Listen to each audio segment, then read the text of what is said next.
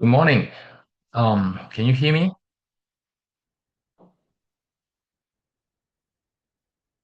If you can hear me, just write something in the chat box. Okay, thank you very much. Okay, let's continue with the diffusion model we started last week. Of course, I will not go through everything once again. Just want to give you a brief summary of what we have been talking about since last time. So I hope you still remember the diffusion model is actually a probabilistic formulations. So basically, it involves two processes. One of them is you take a piece of data, for example, it's an image, and then you're adding noise gradually into it until you turn into a complete noise map. Okay, so this is what we call the forward diffusion because we are actually dissolving the original clean data into something very noisy. Okay, this is not very interesting because we are not going to get something what we want. I think the most important part of the diffusion model is the reverse process. As we mentioned, we can take in a Gaussian noise map, and then each time we remove the noise a little bit until you get a clear image. Okay, so remember the notations. I hope just want to remind you about the notations. We will use the 0 standing for the clean side and the capital T, capital T stand for the noisy side. Okay, this is noise, complete noise. The other way is a clean data. So this is the thing, the notation you have to keep in mind. So the reverse process, we usually call it reverse denoising process. So in other words, the diffusion process is quite misleading. The generated side is actually on the denoising part.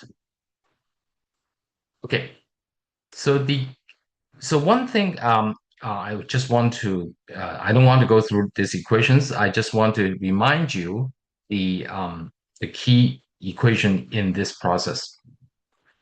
So as we know, we add noise from the clean data to the, let me just use okay, we add noise from the original clean data gradually, step by step.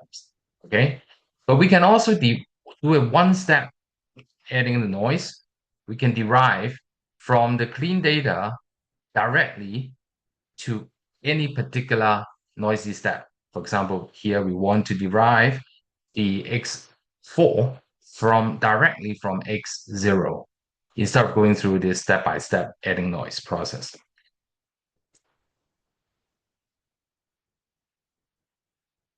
So the key thing here is this.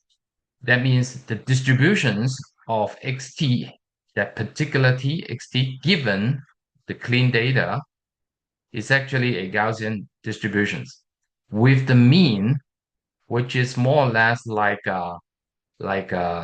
scaled down versions of x0.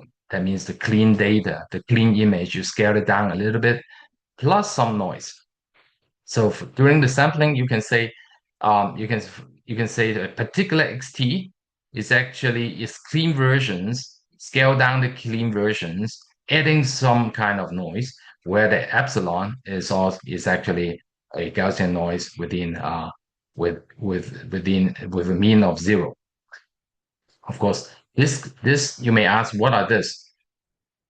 These are given. These are actually designed by design. So it's called the noise schedules. So basically, the alpha one, alpha two, alpha three is given. You depending on how you designed it, adding the noise, adding noise process. Okay. So these two scaling factor are given. So what I want you to remember is this key equations or the key formulations. This is usually called the diffusion kernel.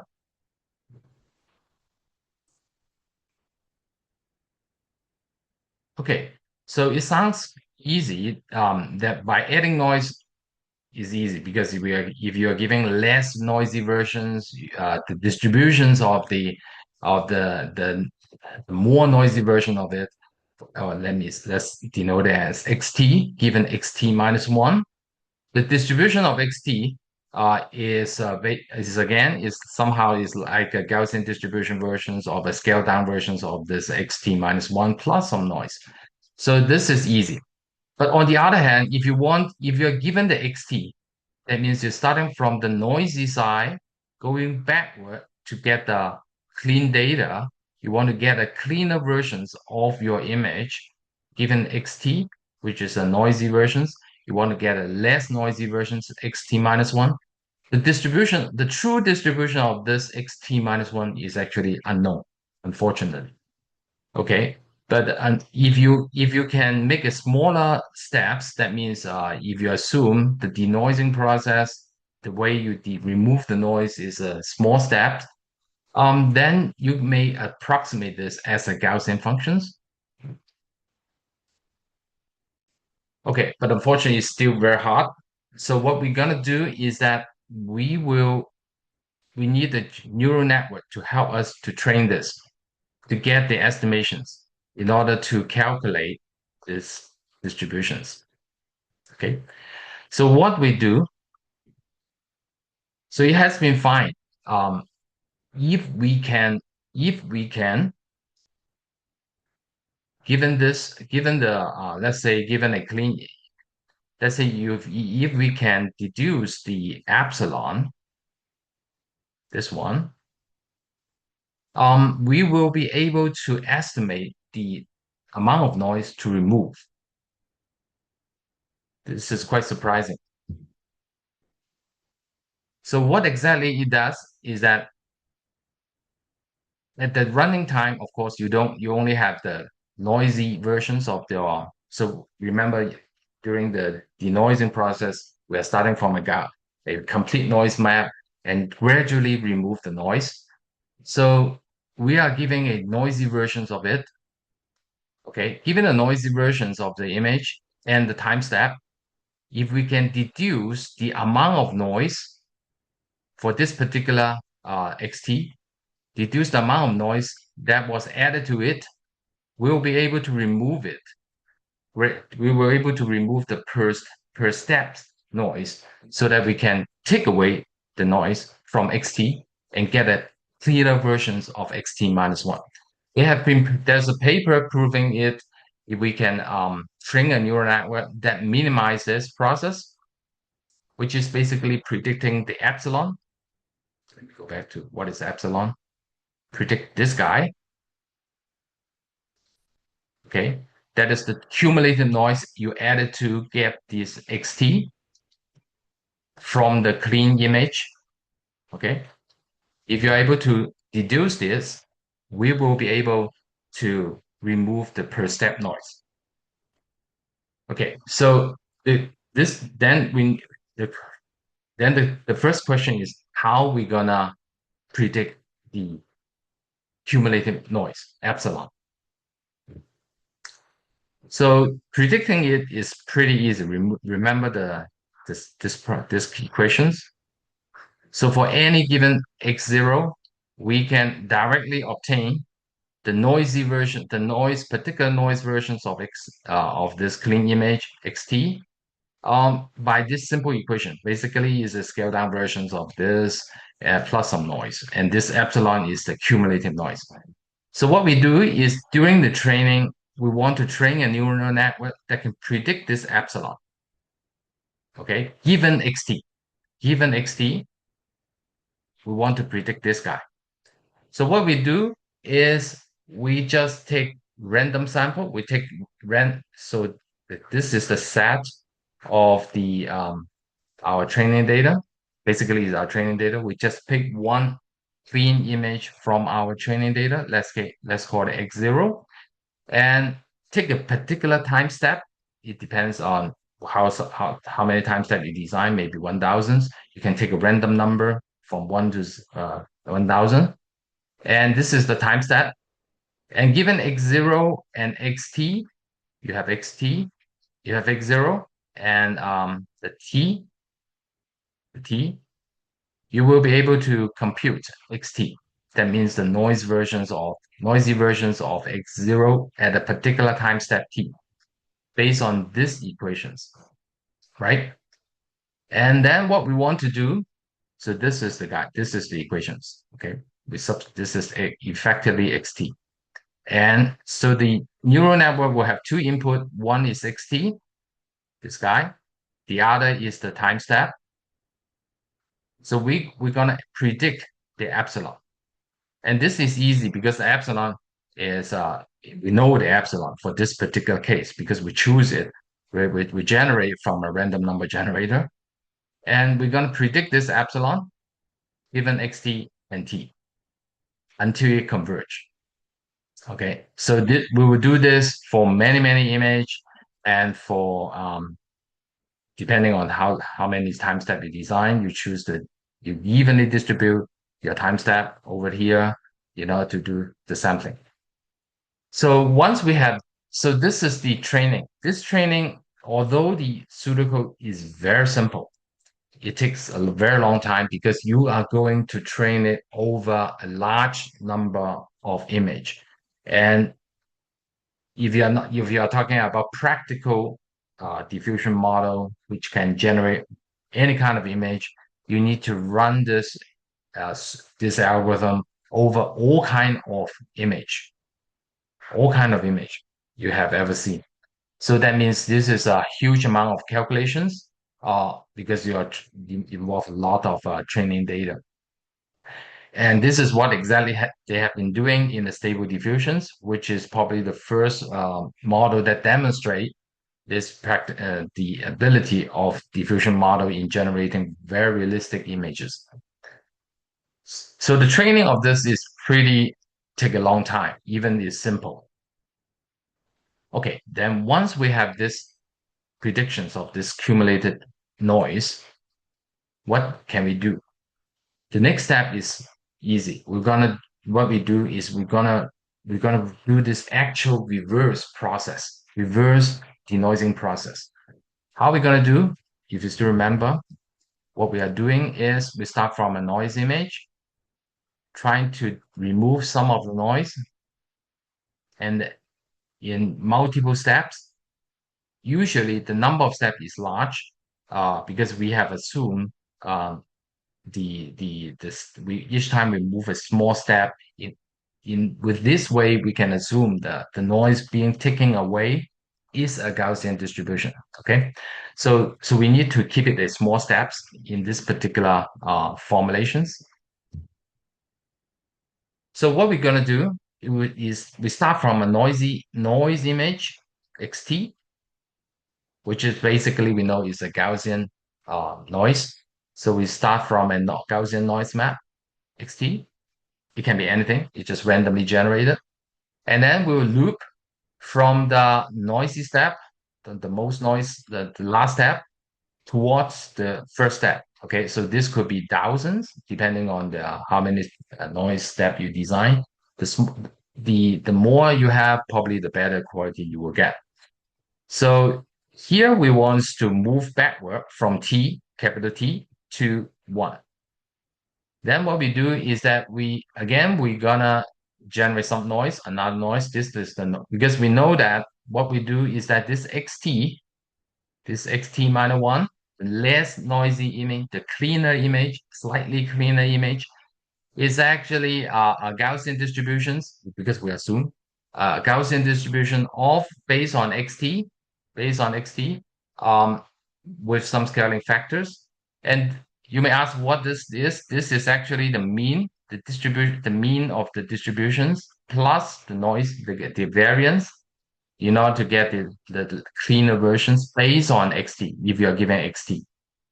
Okay, so there has been a derivations which I cannot prove here. So they find that you can do this by calculating these equations.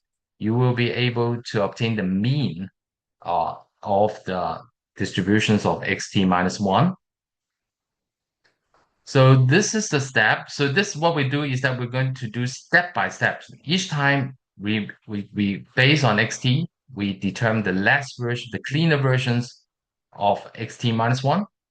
And then you get the next step, you would take this, put in here, and then calculate the xt minus 1, minus 2, and then xt minus 3, minus 4, until you convert, you're going to the clean side. So this is the whole idea. This process usually is less time consuming comparing to training, of course, because you can say this is the inferencing process. It's actually a sampling process. The reason is fast comparing to training because we only take one samples, while in the training we take huge number of samples to do the training. So this is fast comparing to training, but I can tell you this process is still take a long time when you do this kind of image generation process. And this process, if you're sampling with your this reverse denoising process with this approach, is called a denoising diffusion probabilistic model. In short, DDPM. So you can easily search on the web. If you type DDPM, you will find out this particular approach. So you may ask, how can we train neural network to do this? So there are different implementations. The early implementations that try to predict the epsilon, that means the noise being added, even the xt, and the time step. Okay, so this is the neural network we're going to train. We're going to train given the xt, the current noisy versions of the image, and the time step t. We're going to predict the cumulative noise adding to this. So there are different implementations, as I said. The earliest one is based on UNet, so you can guess this is a CNN-based neural networks. Recent implementations, a lot of them they use the transformer. Should repeat. So this is sometimes you will hear that this is called DIT. So basically, it stands for diffusion transformer. And but transformer we're not going to talk about here. We're going to adopt the easier versions, which is CNN based. Okay, so it is if you still remember, we have been talking about this UNet design before. So it's like this. There will be usually this is the encoder side. This isn't just the terminologies, and this is the decoder side, something like this. So on which part is on this encoder side, they basically gradually scale down the image features until you go into some kind of usually called bottleneck, and then we will upsampling it on the decoder side in order to get the original dimensions. So this is the typical design. And during this, as I said, the time step, how the time steps is incorporated into input into this neural network, it is actually going through this design. It's not directly take a particular time, 1, 2, 3, 4, 5, like this kind of time step is not represented this way. We're going to represent it in a different way. This is usually called a positional encoding. And so for encoding the time step, we're gonna form a vector based on the t, based on this guy. We're gonna form a vector where the odd number come from these equations, the even number come from the first equations. Okay, something like this. Okay, so you can, given the time step t, you can calculate this position encoding. You can calculate every element in this vector. This is the time representation here. Okay, but you are not directly inputting it into it. So you will map it using a FC layer, which is basically is a MLP. So you're gonna map it to another form so that can add it to each layer. Okay. So that's the idea. So basically what we do is that we just tell every layer what is the time step we are handling at this moment, given this input. Okay, this is what we are doing. So I'm going to go. So this is the typical drawing you have seen when we talk about the UNet design. So usually we'll have a skipping connections here. And you will have a downsampling, most likely a approach implemented with the pooling design. Okay, on the other side, you will have upsampling. Okay, so each of this, you can say is a block. We will take this as a block. It will involve a ResNet and a self-attention block. Okay, what's that? Sorry. So the down block, so basically because it's going down sampling, it's called the down block. And this way is going the up block because it's going up sampling.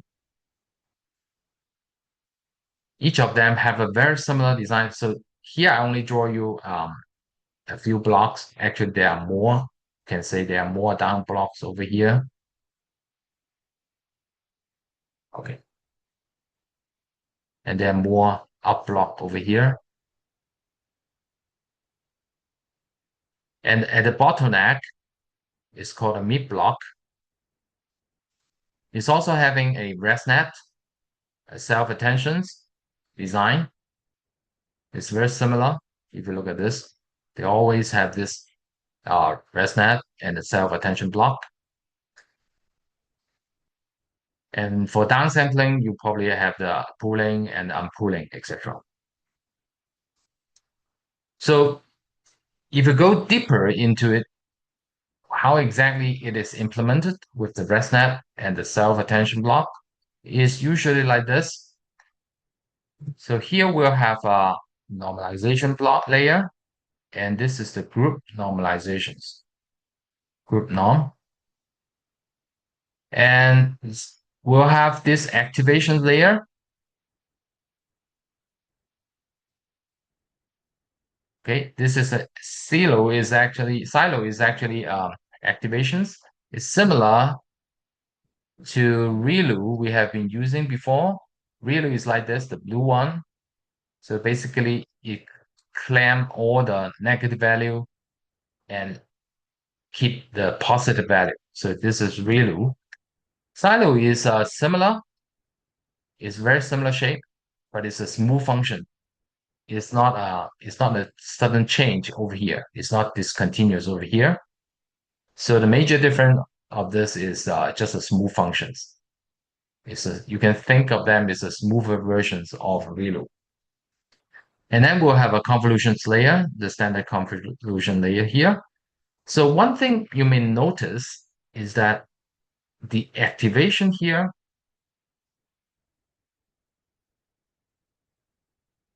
is before the convolutions. Okay, so this is called pre-activation. Pre-activations approach. It has been fine if you do the pre-activations before the instead of the standard after post activations, you will find that it's more stable in the training. So this has been empirically fine. So they do it this way. So the activation here is actually before convolutions, like this. So for a standard ResNet, so you have a convolutions, blocks, layers, and then you will have this connections over here. So this is what we call the ResNet, residue network. So hope that this network will learn the residue. That means the difference between the data, your input, we want to hope because we also fit this guy to here. So we hope to learn the residue. We hope this part can learn the residue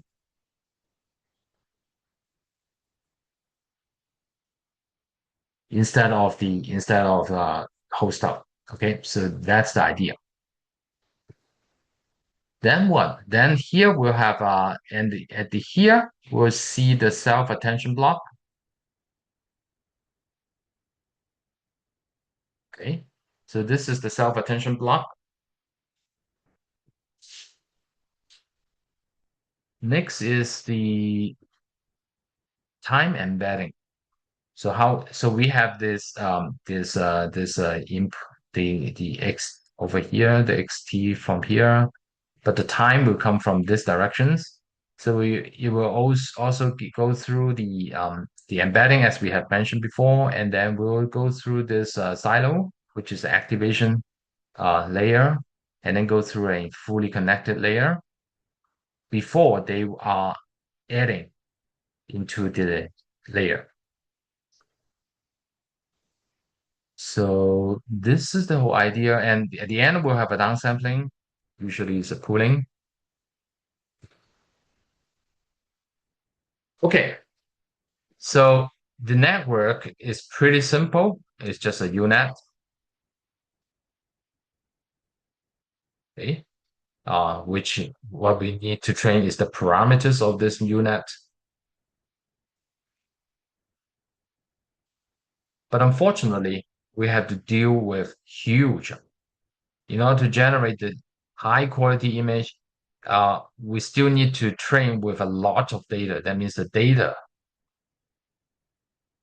is a huge amount of data. The training is take forever. So usually, we if for training an image model that can generate arbitrary image, uh, usually an individual person cannot train it because we don't have enough computing power.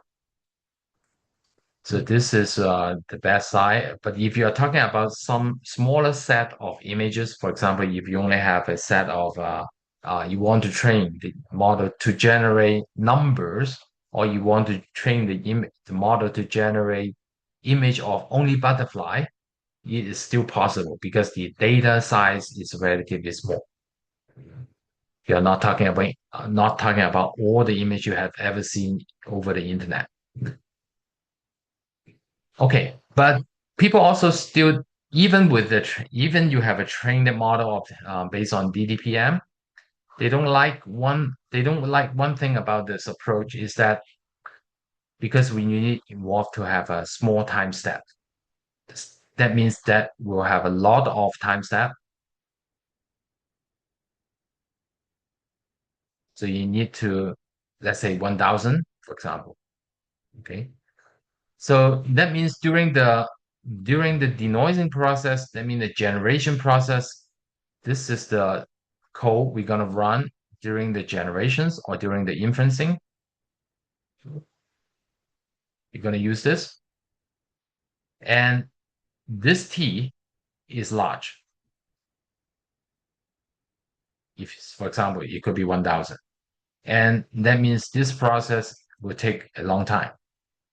It's not instant. It's not something you get the pictures within within 1/30 seconds. It's not real time.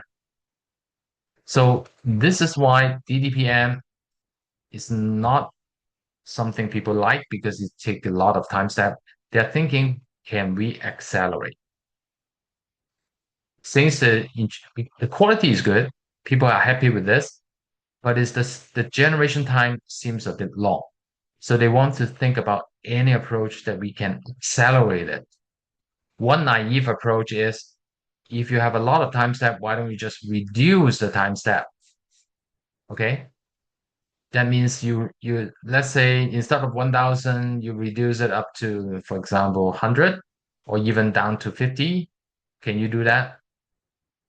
That actually, uh, you can do that. The quality will drop.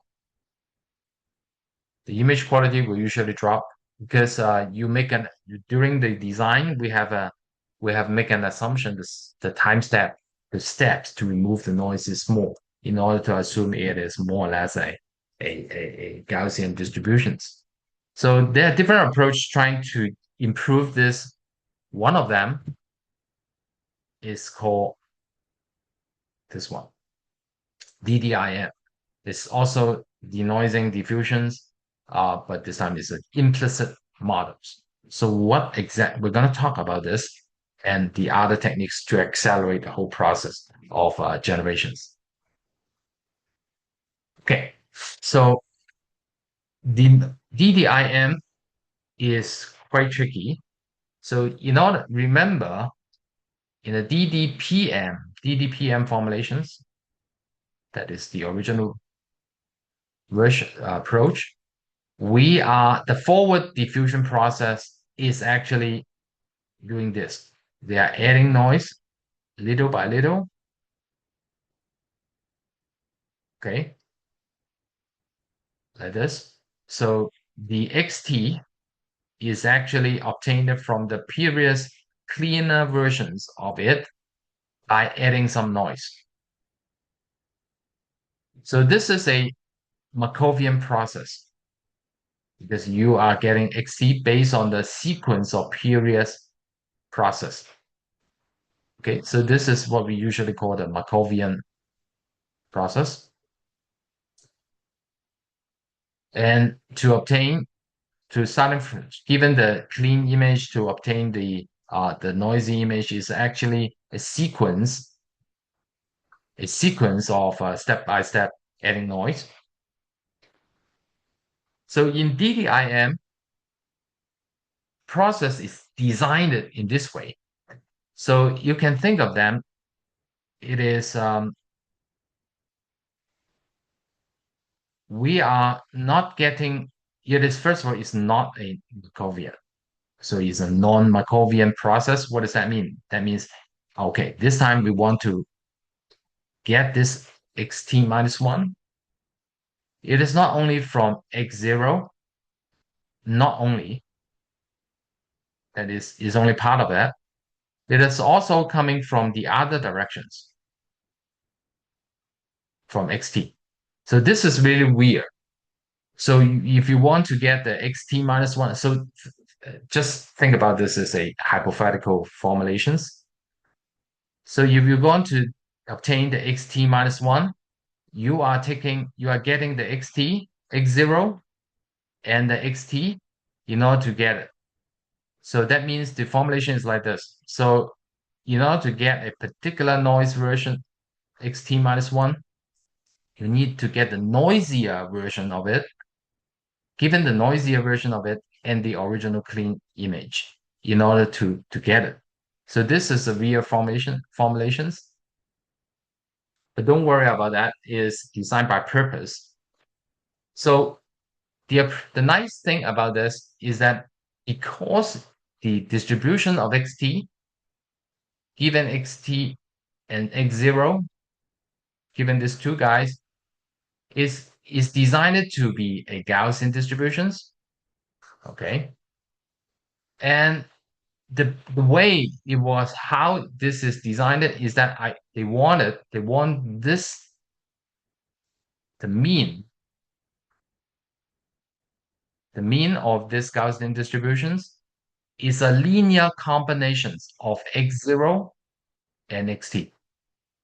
So this is a linear combination and is by design. Remember, I want to design a formulations for xt minus 1, which is a linear combinations of the clean image and the noisier versions of xt minus 1, which is xt. Okay, I want it to be a linear combinations. Okay. And so that, and this is also by required, so that the xt given x0 can be written as the same as before. So this is the diffusion kernel. If you still remember, this is the diffusion kernel, just as same as the DDPM, same as DDPM. So we're gonna reuse the forever trained model that we had trained with the DDPM, But this time, we're gonna use a different approach to do the generations. We're gonna keep the pre-trained model, which has been spent many hours, hundreds of hours, or even thousands of hours of GPU to train. So we're not gonna retrain everything. We're gonna reuse that pre-trained model, but this time we're gonna sampling it. We're gonna generating with a different approach. So that's the idea. So these are all designed by purpose in order to let us do a fast computations. So it turns out they have derived, they have proved.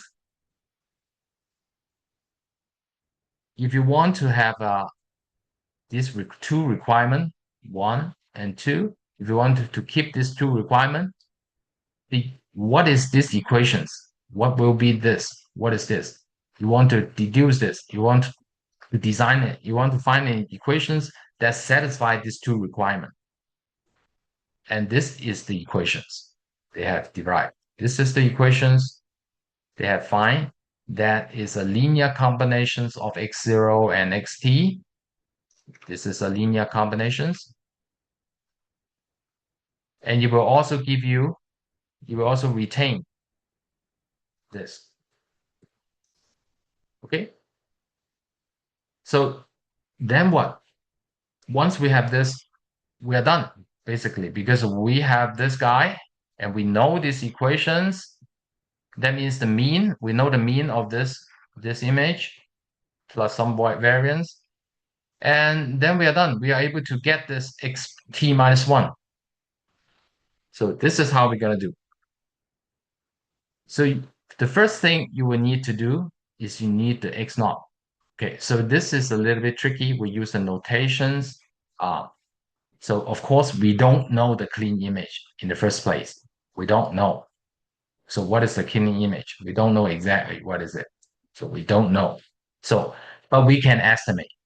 But we can still estimate. Why? If you remember, let me take away all of this. Remember this equation keep appearing. The noise version at particular time step, the noisy image at particular time step t is equals to the clean image scaled down, scaled it, because you have a scaling factor, plus another noise. This is the noise with another scaling factor. Okay, so we know that this equation exists. So that means what? If you know the xt, you can estimate. This is not precise, but estimate. You can estimate the x0. So we're gonna use these notations.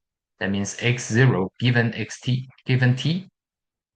So this is an estimations. It is not correct, but it's an estimations given the current xt. Okay. So we're gonna do an estimation. So it's an estimated clean image, and based on the epsilon, this is the prediction from the noise from the neural network. Okay. Then what? Then we will compute the equations, which is this guy. That is this guy. Okay. And we can, this is the mean of the, if you still remember these equations, this one. This is the distributions of xt minus 1 given xt and x0. And you will have a mean of this. So that's why we compute the mean. And we are adding some variance plus some noise. This will give you directly the xt minus 1. So this is called the DDIM sampling approach. It's a different approach to do the same thing. Then why we need to have a different way to do it? The nice property is that it can be faster. It turns out that you can turn a 1,000 steps, which is typical in DDPM, turn it into 50 steps denoising using this approach, using this sampler. You can speed up whole generation process. And this is a little bit weird. What are we actually doing? In fact, we can visualize it. How does it? Like this. So let's start with a noise image. So this is a randomly generated Gaussian noise map. Remember, whenever we have an xt, so this can be anything, this xt can be anything. Whenever we have a noisy image as time step 999, we can estimate. So that means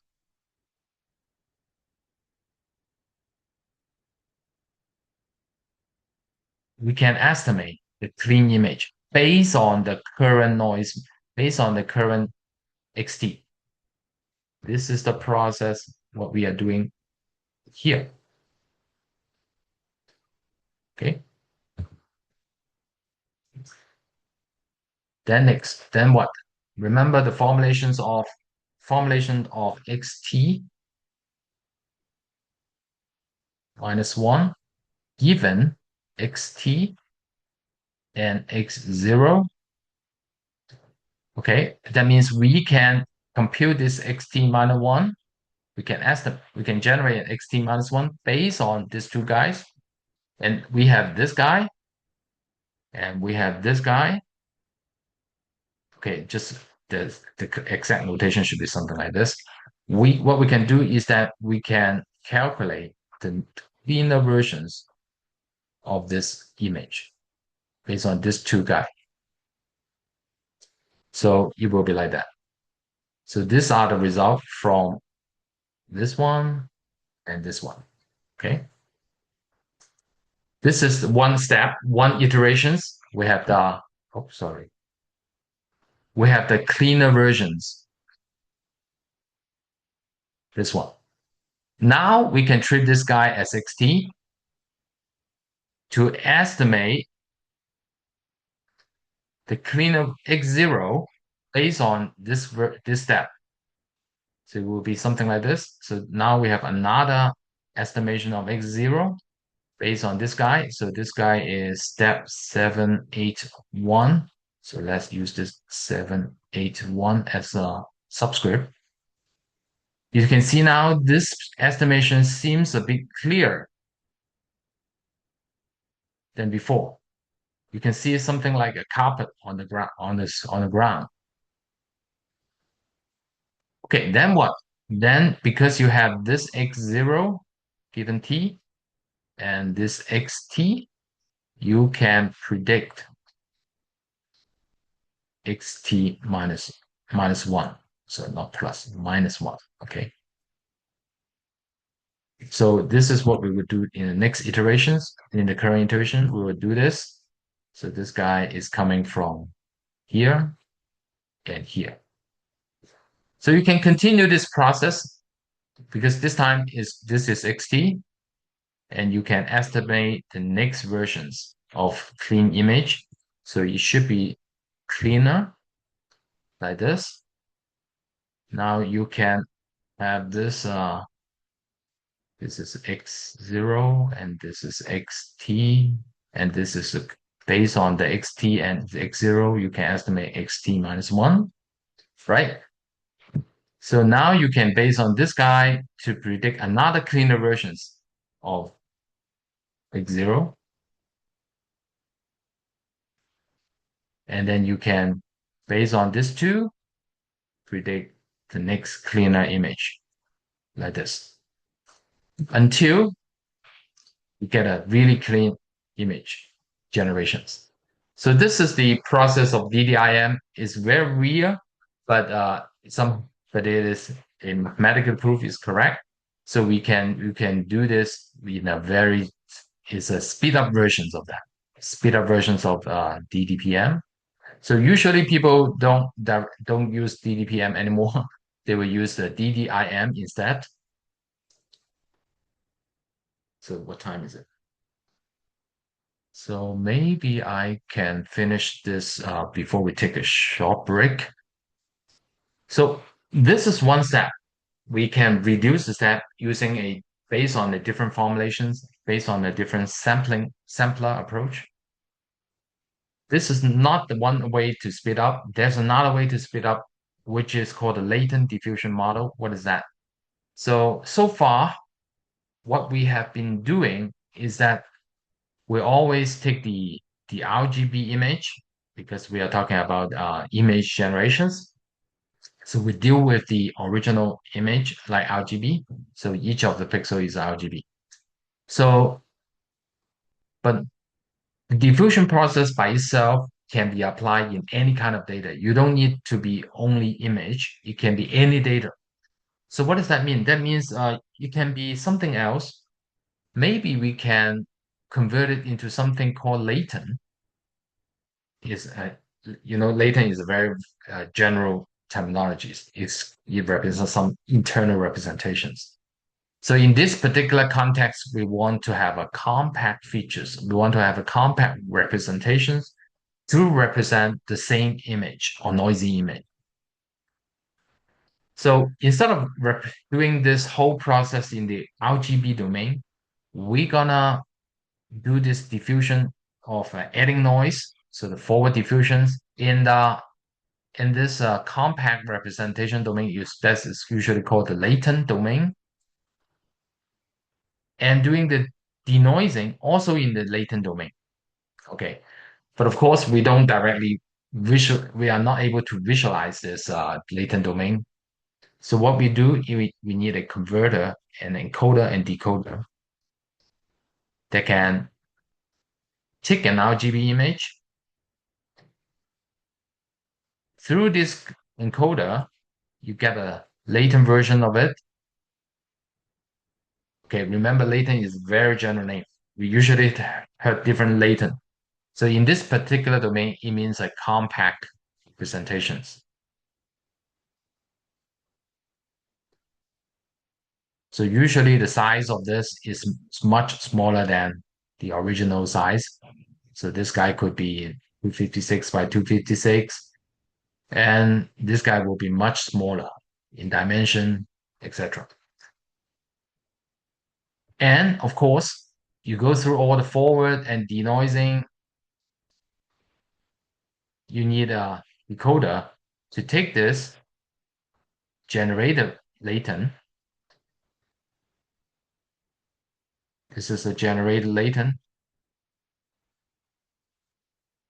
And through this decoder, you get back an RGB image. So this is the idea. So it's like we are doing everything in a compressed domain. And how do we get this encoder and decoder? So we can use VAE to do it. If so, one of the usually we'll use a pre-trained one. We're not trained particular for this diffusion process. We can take a pre-trained variational encoder. And if you remember this, of course, this variation encoder will not give you a very large representation. We hope that it could be low dimensional so that we can have a compact representations to process, to deal with. And the latent space of this is smooth. This is the properties of VAE, and it is also interpolatable. It must be interpolatable. So this is nice because probably the interpolated this when you talk about the VAE, which is interpolatable. For example, this is we have an image of smiling, and then we have an image of sad. So if we have a VAE, we can convert this into something numerical. Let's say this guy is 0 and this guy is 1. And this is the latent domain of VAE, latent domain. And this is the original RGB. Upper side is the RGB. So what we hope that when we say this space is interpolatable, that means if there's something in between, like this guy in the latent domain, is something in between. Okay. When you go through a decoder, you will get something maybe flat, the face without smiling, without sad. It's just a flat lips. So this is the purpose. We hope that we will have this kind of VAE for this purpose. This is the meaning of interpolatable. Because it's not just the numerical side you can interpolate, but also the original domain. The original domain is also meaningful. Okay.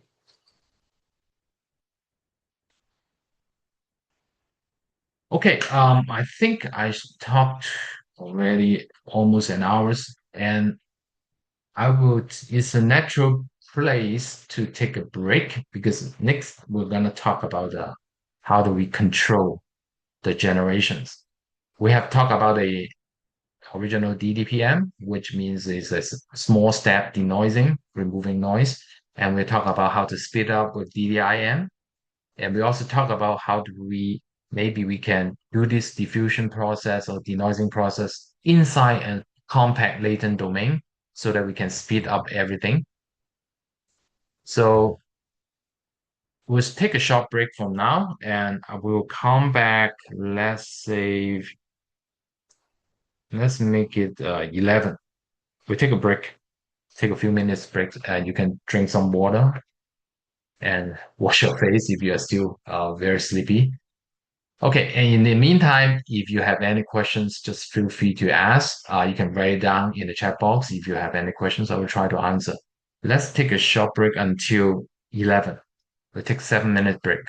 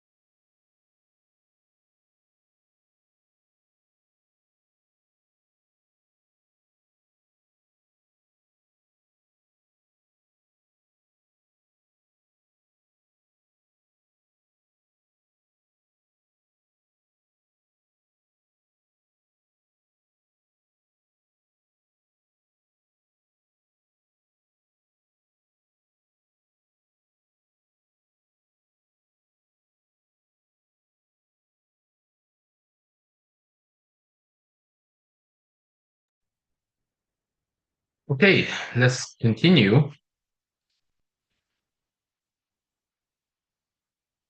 So, so far we have been talking about diffusion models. We don't so how exactly it can be used. So one way, of course, if you can train your diffusion model with lots of images, you will generate the image. For example, if you train your diffusion model with images of butterfly, you will generate butterfly image, of course. It will not likely generate the same butterfly image as your training data. It will generate something like a mixture of different butterfly images, but they have a similar look as the butterfly. So this is what you do. And of course, you may not only want to generate butterfly, you can, if you generate, for example, if you take the butterfly image and the flower image and use it to train your model, you will get the generations of the diffusion from the diffusion model of butterfly and flowers. So you will be something, sometimes you will get a butterfly, sometimes you will get a flower, sometimes even a mixture of these two. So, so this will be even worse if you train different tons of different kind of images. That will basically you have no use because you don't know what you're going to generate. So what we do, what we're more interested is to have controlled generations. This is called conditional diffusions, which means we have at least have some degree of control on your image. I think the most inferential demonstrations of diffusion model is the ability to control the image being generated by text prompt.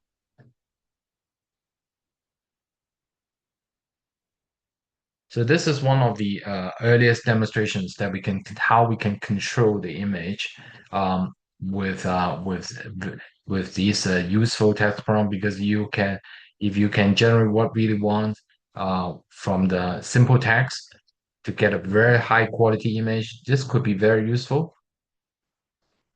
And it is the reason why this kind of control come up first because we have a lot of internet posts. For example, on Facebook, for example, on the Instagram, we usually have the pictures come with some captions, come with some text. So this provides tons of data for people to train their diffusion model with the text as a control. Okay, so text control is probably one of the most influential conditional diffusions. But instead of starting from text, let's start with some simplified one because we all know that if you're dealing with text, the understanding of text, first of all, you already need an LLM. Okay. So we'll start with instead of the text at first, we'll start with something simpler. So the first thing come to your mind may be the class label because we probably have a lot of those image classification data set. For each of the image, we have a label telling that this is a cat, this is a dog. So we have trained a lot of classifier to do that before. So one way to start with this conditional diffusion is let's control the image by class label. Okay. So that means if you type, oh, I want a dog image, please get me an image, generate a dog image. Okay. It could be something like this or another dog, whatever.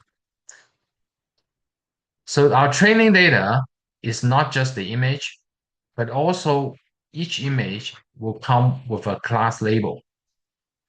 So, and the simplest way to think about how to control your image generations, maybe we can use a classifier, okay, to guide the generations of the diffusion model so that we encourage If the image is going toward look like a dog, and the user want a dog, we encourage that during the training.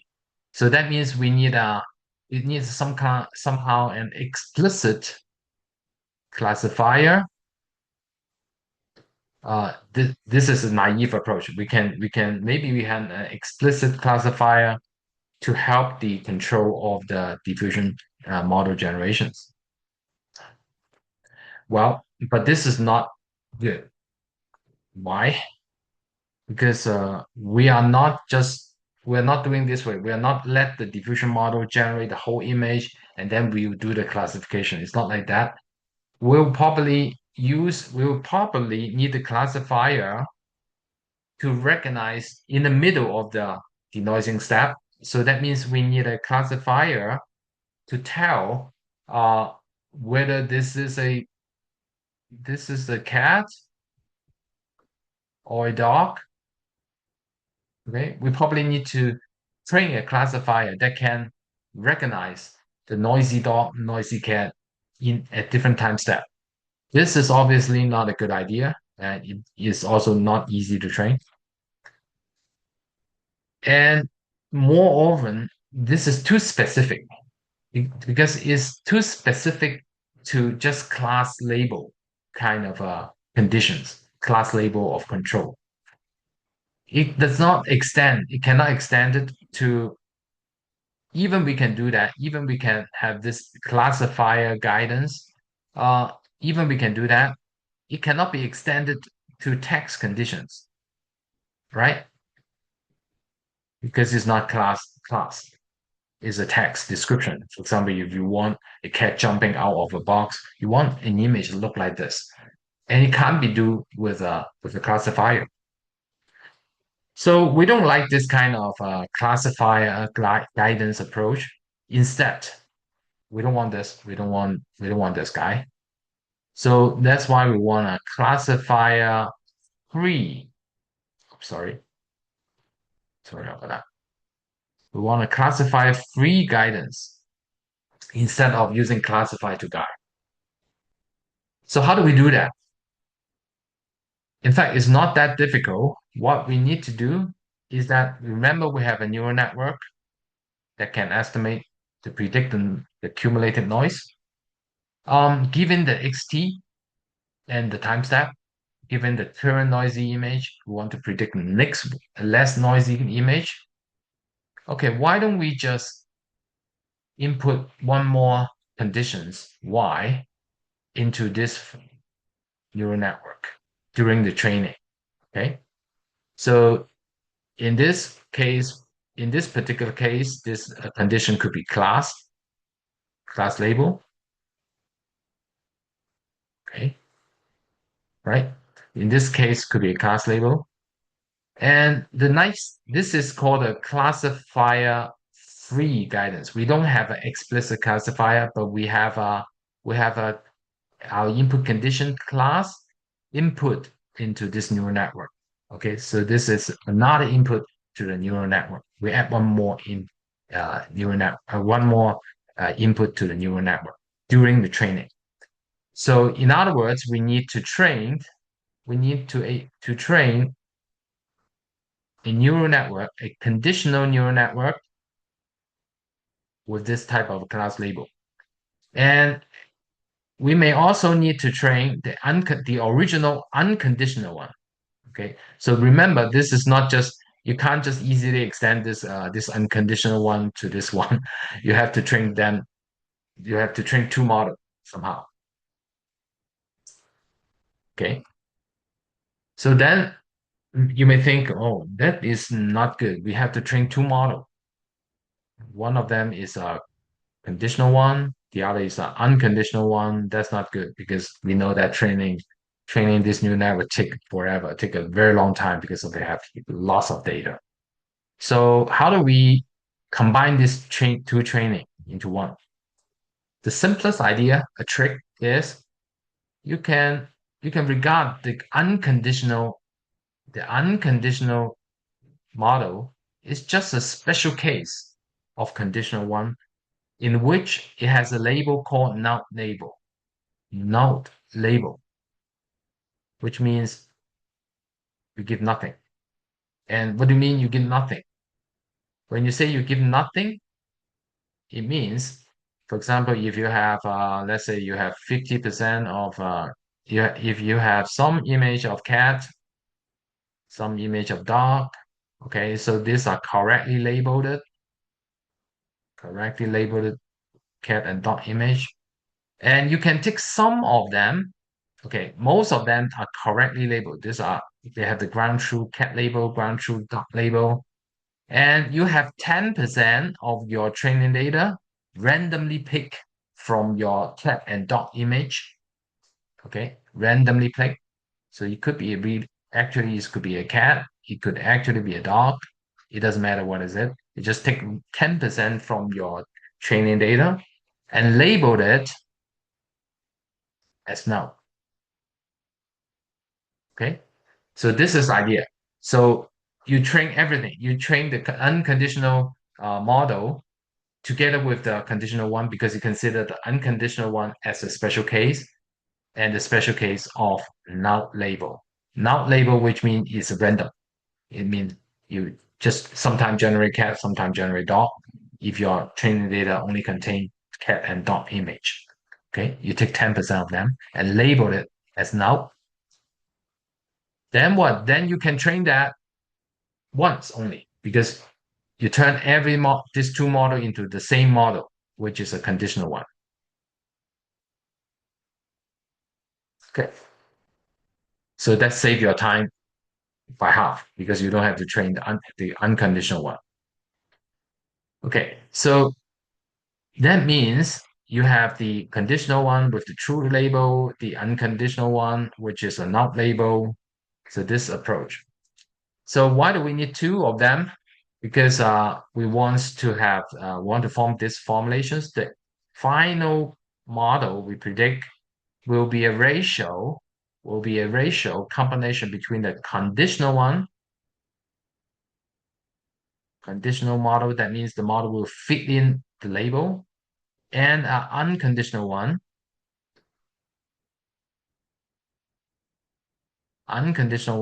that we fit nothing. We fit the null label. That means nothing. We don't give it. So the actual prediction score will be the prediction map noise will be based on this two, and it's a ratio. So this is called the classified free guidance. Sometimes you remember if when you use the diffusion model, if you have a chance, just go online. There are a lot of free image generation model using diffusions. They always have a parameter called CFG. Okay, so this stands for classified free guidance. Okay, then what is this CFG?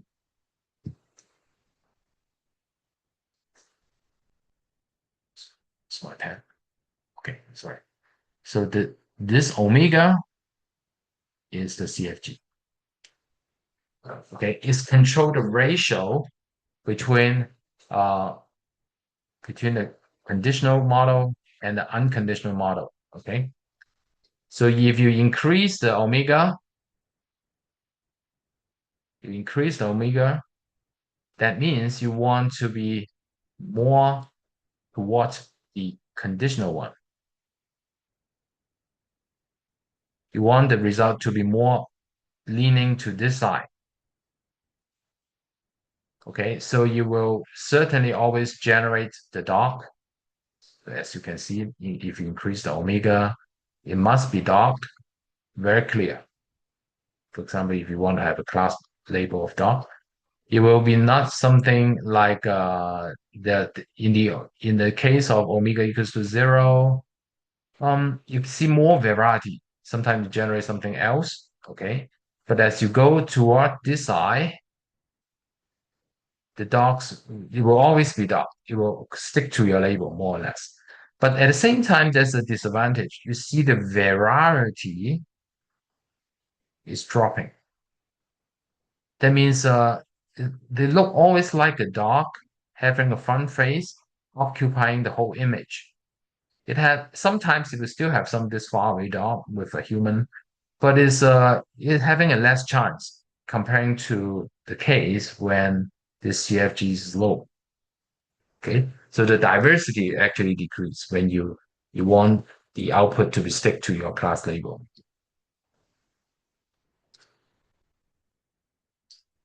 Okay, this approach is easy to implement. Even we call it classifier free. Sounds like we are doing with classifications.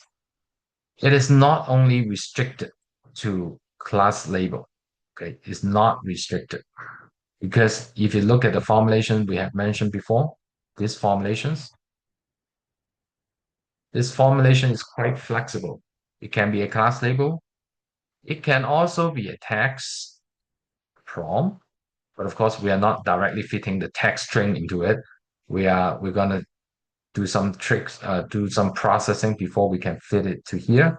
But we can fit anything over here in order to have the control of different kind of control to the image you want to generate.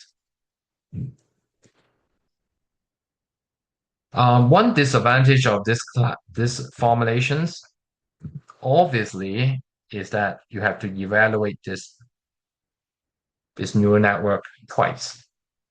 First time, second time. Okay, so the disadvantage is that the computational cost. And okay, here I give you one example.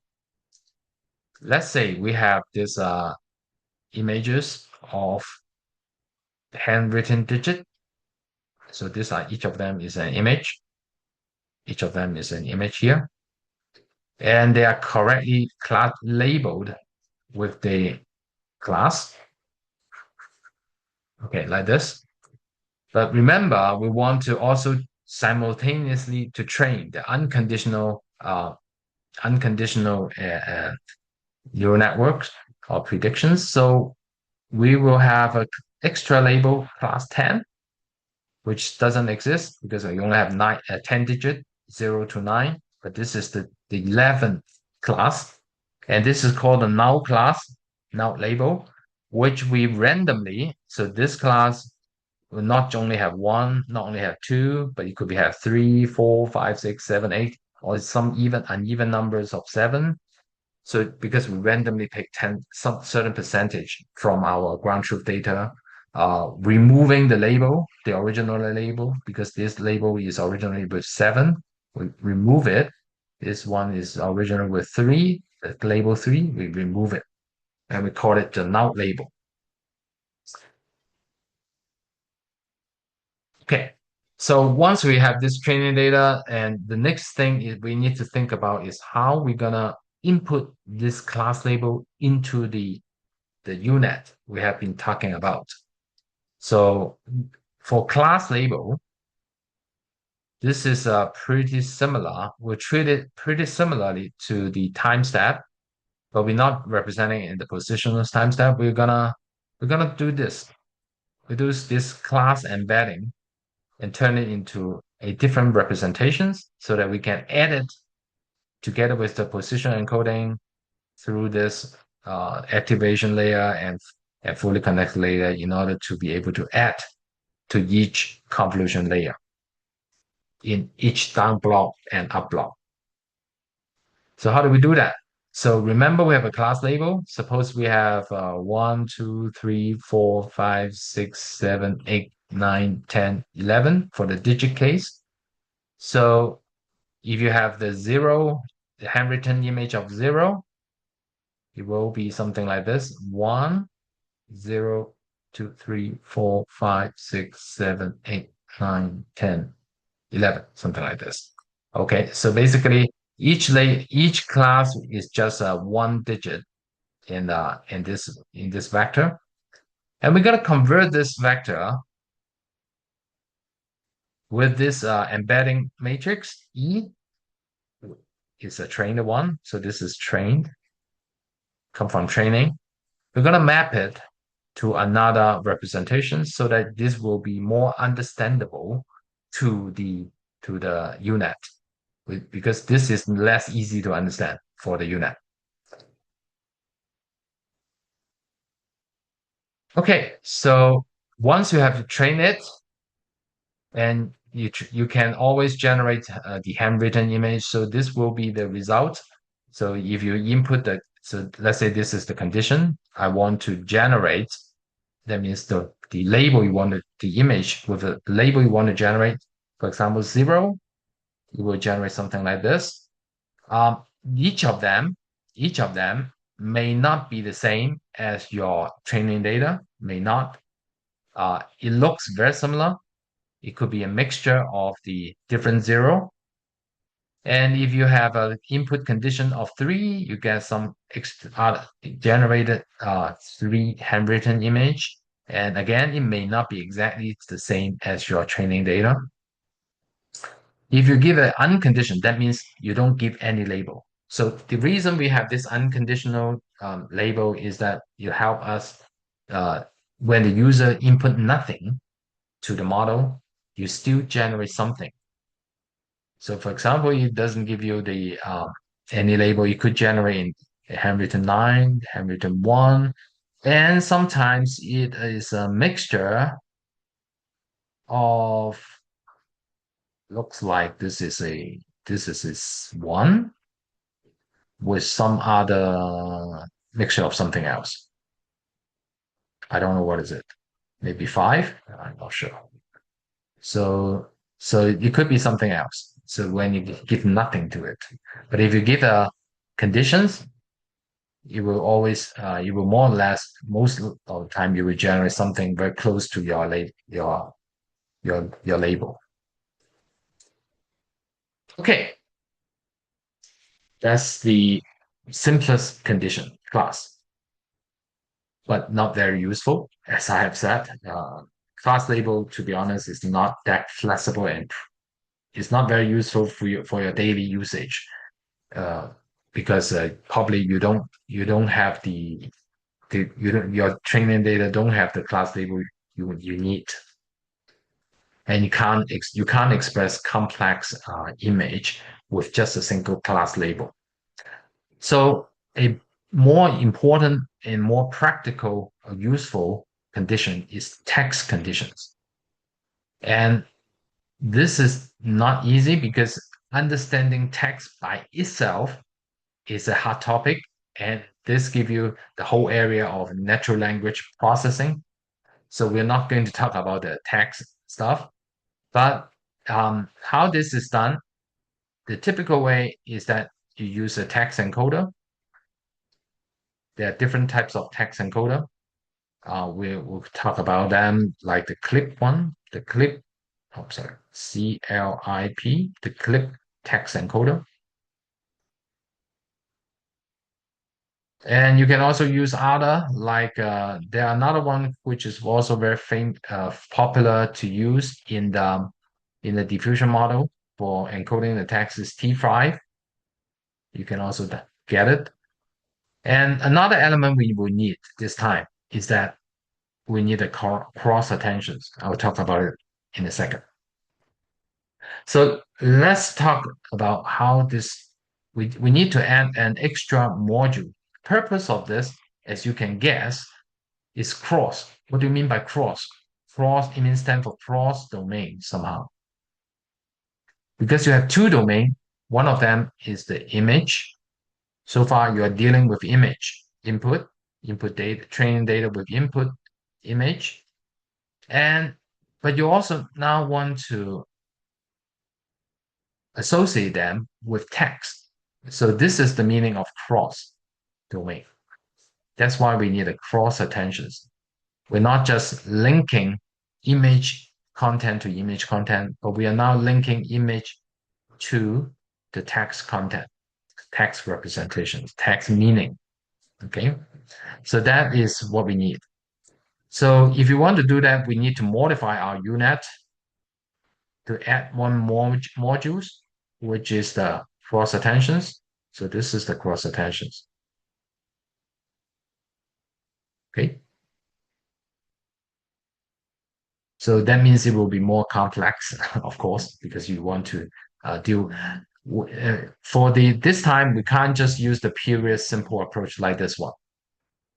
This this kind of inputting your class cannot be done with the text embedding because this one is more complex. This kind of the simple approach doesn't work for this one. So that's why we need a cross attentions to input your text stuff over here. So it will be something like you take a text string typed by the user, text prompt, go through a text encoder. So this will turn into some embedding, some representations, which is numerical, vectors, or could be high dimensional data. It could be an embedding. It's called embedding, and then fit it over here to form a cross attention between the text and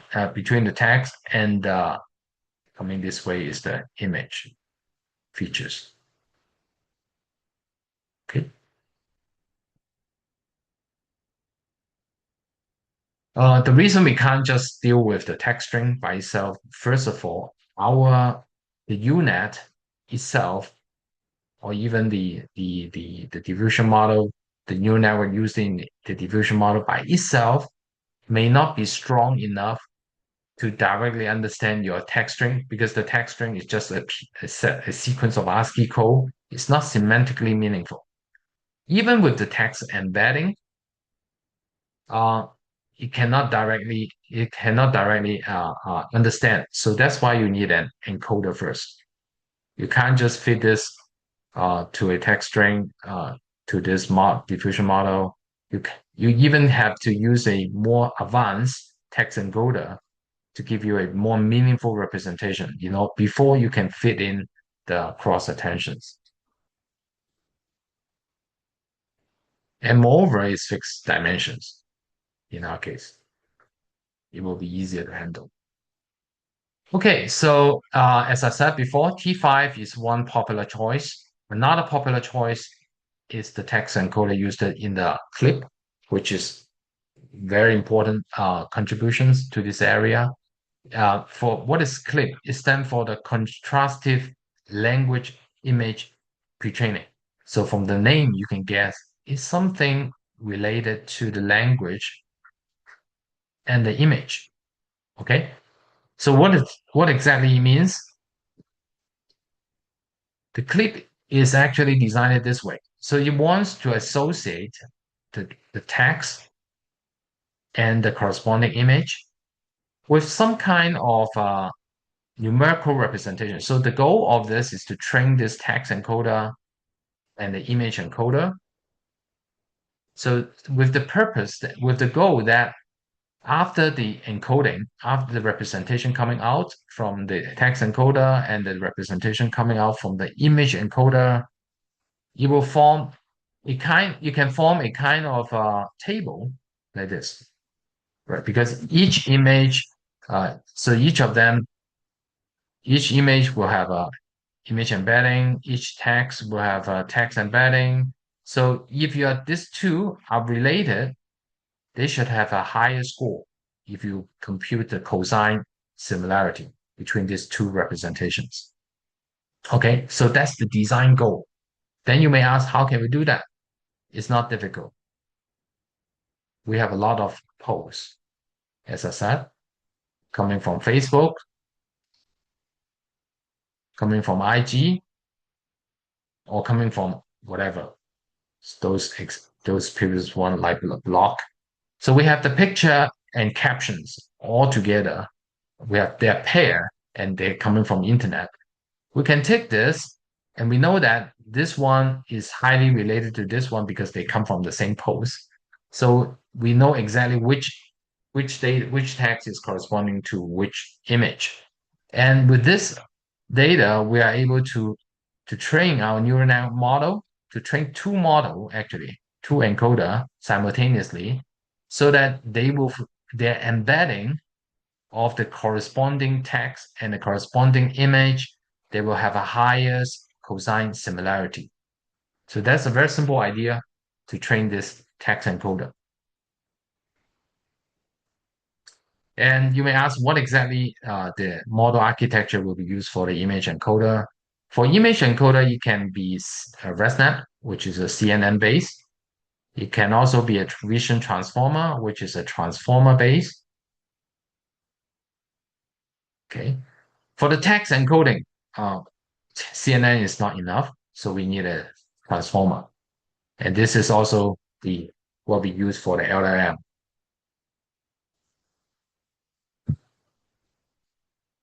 Okay, next we'll see how we can now assume we have so of course one thing I have to mention here, we're not going to train this the clip because it also requires a lot of data. And this usually we just use pre-trained one. Okay. Sorry. We use the text encoder coming from pre-trained one. So like the T5 and the text encoder from clip. So the next thing is how we're gonna associate with the text with the image. So this is something we haven't exactly talked about cross attentions, but we talk about a is ancestor versions, which is the self attentions. We have been talking about that in the previous lectures, if you still remember that. Self attentions uh, for image, for example, this is one way to form a token.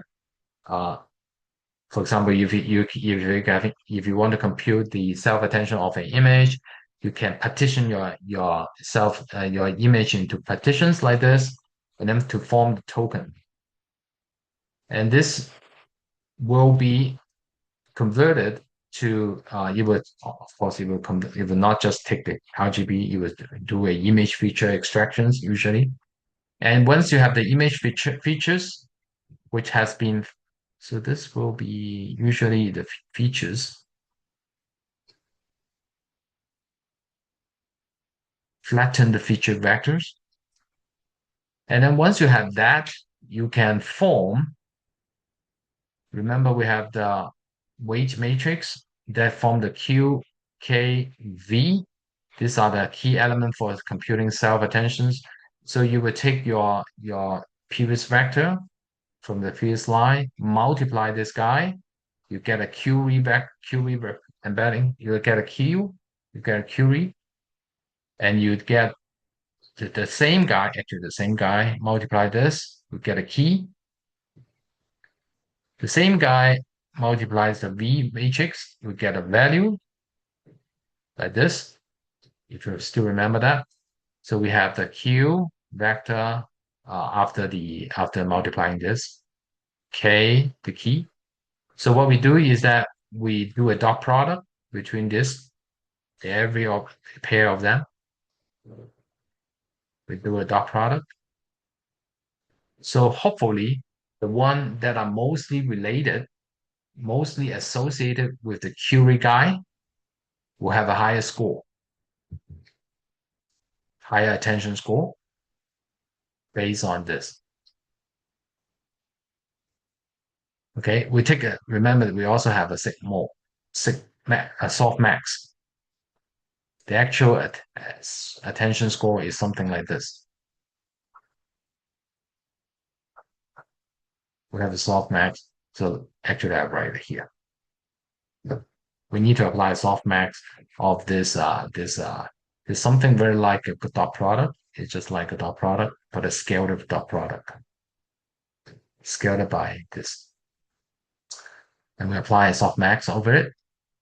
Softmax is like normalize everything so that they can be add up equals to, so they add up after the softmax, they add up equals to 1. So this is called the attention score and is how relevant each token is related to another token. So that is the purpose of self-attentions, if you still remember. And what is cross-attention then? The cross-attention is very similar to self-attentions. Okay, so we can skip this. This doesn't matter. So the cross attention is actually the K and V are not coming from the same context. In this particular case, it come from text context. Okay, the text. So this is the text, the text token or text representations. So instead of computing the dot product between the image, this is image, this is text.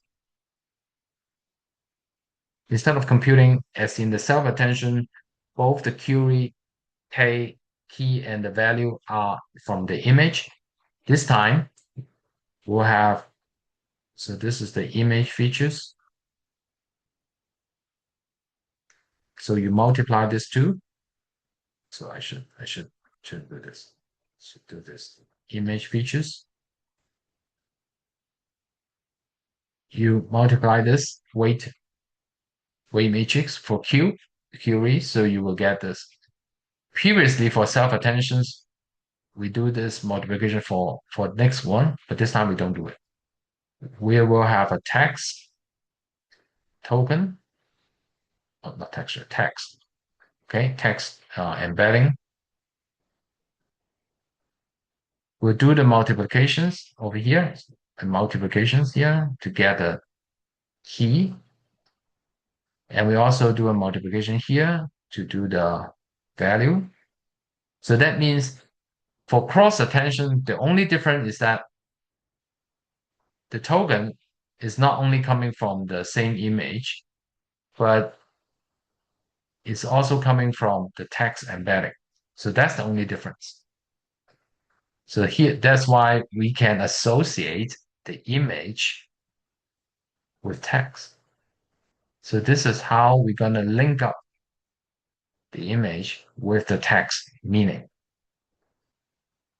for each of them.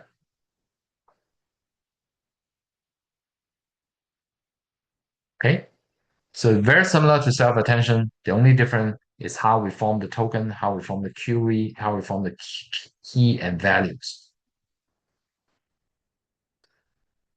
Okay, I've talked quite long, so we're close to the end. Here I will have a summary of this. So this lecture can only give you a very brief idea of diffusion models. So there are more complicated and sophisticated one today. We only tell you about how to use the text prompt as a conditions, but there are more. There are more powerful diffusion model like besides the stable diffusion, we have flux and some. They are not only using the DDIM, they are actually having a different approach like the flow matching. These are out of our context. But most of them require massive training data in order to get realistic images generations. And so that means and it requires a huge amount of computational power to train. So you never see people will train their own stable diffusion model because if you want to if you want a model to generate beautiful image or image that match your text prompt, you require a lot of training data. It's not just like thousands of image and a few class label like that. So we can't be able to train. So I have to emphasize that because we don't have the budget. We don't have that kind of resources. But fortunately, we have a lot of researcher doing practical solution for us, and we will not train this kind of diffusion model from scratch. Instead, we will use pre-trained model. Luckily, we have some open model like stable diffusions, the earliest one, and there are different versions of that right now. And there are also other open models. That means you can own the model weights yourself. You can run it yourself. Even you can't train it, you can run it somehow. So these are the open model. So we will take this open model and tailor-made it for our own purpose. So this is the trend. What does it mean? So there are different approach to tailor-made your own image or video generation model. One of them is you take the pre-trained model, you apply fine-tuning. So what is that fine-tuning? So for example, the original model is trained for general purpose. And in your case, you want to dedicate your image to medical image, for example. Okay. So for example, X-ray of chest. Okay. So if you have a lot of if you want to redirect the preaching model that can generate uh, X-ray chest image, so you can grab a lot of this chest image stuff, and then to continue the training based on the pre-trained model. You start from the pre-trained model as the initial, and then train this. You further continue this training with your dedicated image model. So this is called fine tuning. You can fine tune the pre-trained model to your context. So usually, if you fine tune this for a particular domain, the model will be better. That means if you take a pre-trained model to generate X-ray chest image, it may look something like a X-ray, but it may not look like a chest. But if you fine-tune it with a lot of this kind of X-ray chest image, the model will adapt to generate better and more realistic one. So this is called fine-tune. Another approach is called a control net or IP adapter approach. This is something very interesting. So you have the UNet. So let's say this is the pre-trained one. Let's say let's stick to UNet, okay, for this case. So what control net do is that it duplicate, if I remember, it's only half of them. It duplicate. First of all, it duplicate the model weight. So that means the total model size will be larger because you not just have the control net, not just have the pre-trained model, but also have a control net. So you somehow you increase the model size. But this guy will be frozen. This control net will be trained. Okay. So what is this designed for?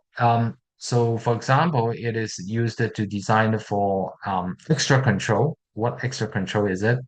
For example, if you want to generate a person uh, dancing, for example, like this.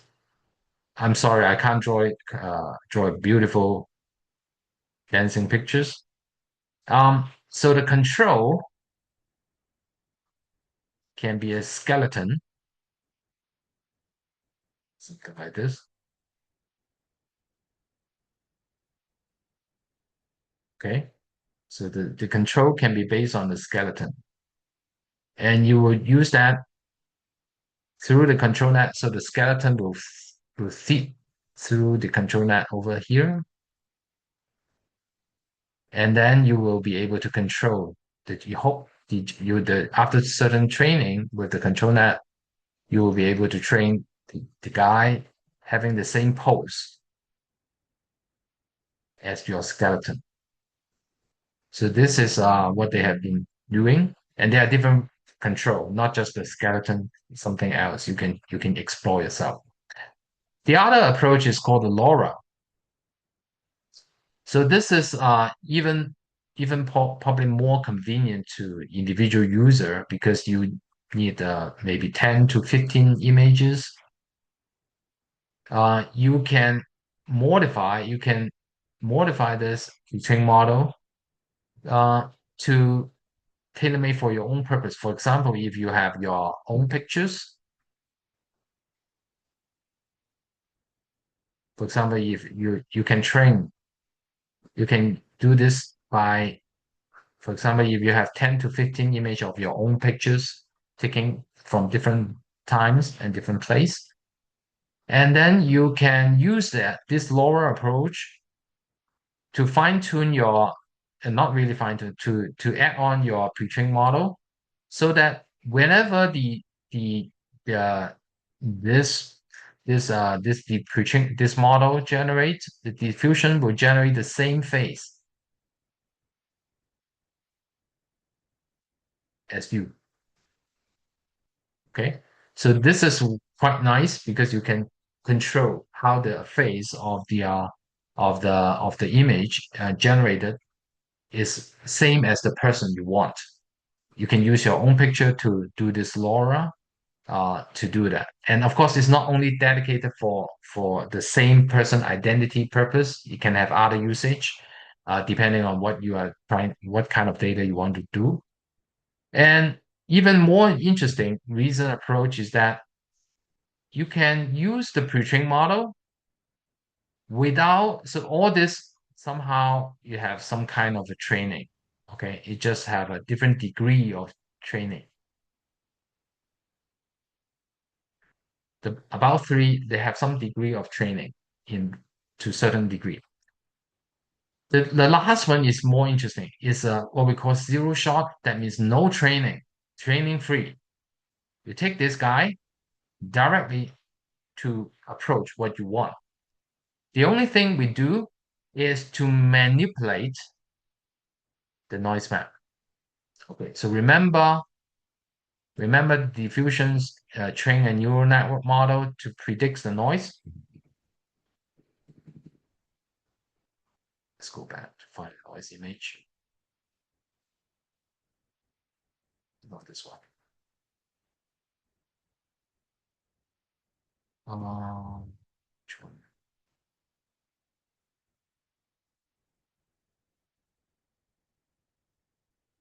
Okay, this one. Remember this diagram? In fact, we can directly manipulate this noise image in order to achieve what we want. So this is very strange. And for different, actually for certain specific applications, you can approach to do this. What is the meaning of that? So for example, if you want to have multiple images of a car moving, for example, this. So what you can do is you can cut a piece of this to generate the frame one, and then to generate the frame two, something like this. I'm just telling you the general idea. You can move the car. Let's say you move the car outside by just copy this noise towards the right. Okay, something like this to generate the next frame. So this is very interesting. That means you treat the noise map somehow like an image, and then you can manipulate the image processing, do the image processing in order to achieve something you want without even retrain or fine tune your model. So let's go back. Do we have a faster way to go back? Oh, sorry. So let's just jump to the last slide. And of course, so far we only talk about image. We have only talked about image, but now we already have video. We also have sound. Okay, so most of them actually they are all can be generated with diffusion model.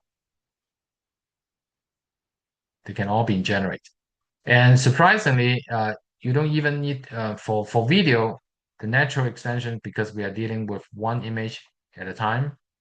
Now we are extended to multiple image. So let me just draw something like this. So we'll deal with multiple image at a time. This form you the video.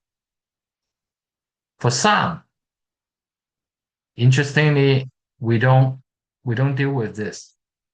we convert this guy into something like an image, and we can just use the image diffusion model to do the sound generations.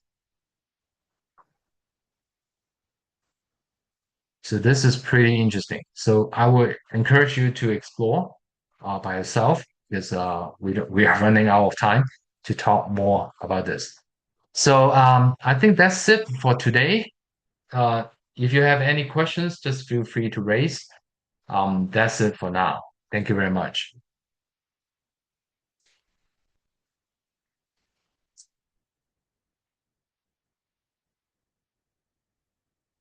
So feel free to raise your questions if you have any.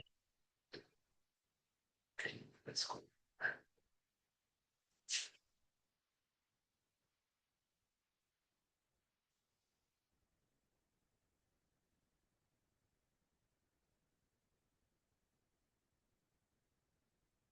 So if no, feel free to go.